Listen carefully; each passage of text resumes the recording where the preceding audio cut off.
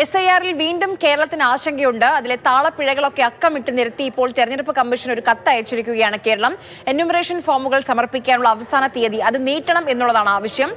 ഇന്ദുലേഖ രേണു നമുക്കൊപ്പം വിവരങ്ങളുമായി ചേരുന്നുണ്ട്. ഇന്ദു, ഈ പുറത്തായവരുടെ കണക്ക് അത് വളരെ വലുതാണ്. അതുമായി ബന്ധപ്പെട്ട് എല്ലാ രാഷ്ട്രീയ പാർട്ടികൾക്കും വലിയ ആശങ്കയുണ്ട്. എന്താണ് കേരളം പറയുന്നത്? കേരളത്തിന്റെ ആവശ്യം എന്താണ്?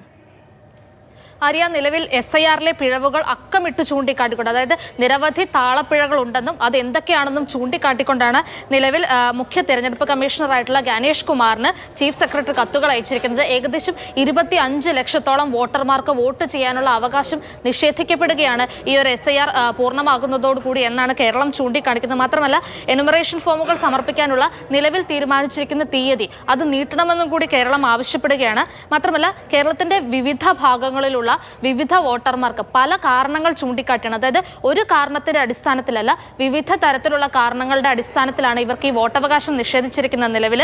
ഇതോടെ ലക്ഷക്കണക്കിന്, അതായത് SIR പൂർണ്ണമായും പൂർത്തിയായി കഴിഞ്ഞാൽ നിരവധി പേർക്ക്, നമ്മളിപ്പോൾ പറഞ്ഞ പോലെ 25 ലക്ഷമാണ് നിലവിൽ മനസ്സിലാക്കിയിരിക്കുന്ന കണക്ക്, അതിലധികം ആളുകൾക്ക് വോട്ടവകാശം നഷ്ടപ്പെടാനുള്ള സാധ്യതകൾ ഏറുകയാണ്. നമുക്കറിയാം, സാധാരണ നമ്മൾ എല്ലാവരും ഈ വോട്ടവകാശത്തിന്റെ കാര്യം വരുമ്പോഴത്തേക്കും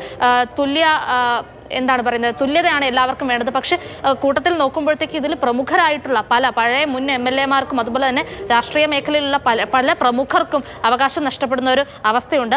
ആരൊക്കെയാണെന്ന് ഏകദേശം പറഞ്ഞാൽ, തിരുവല്ല മണ്ഡലത്തിലെ നിലവിലെ MLA ആയിട്ടുള്ള മാത്യു ടി തോമസിനും കുടുംബത്തിനും, ഒല്ലൂർ മണ്ഡലത്തിലെ മുൻ MLA രാജാജി മാത്യുവിനും കുടുംബത്തിനും അങ്ങനെ നിരവധി പ്രശ്നങ്ങളുണ്ട്.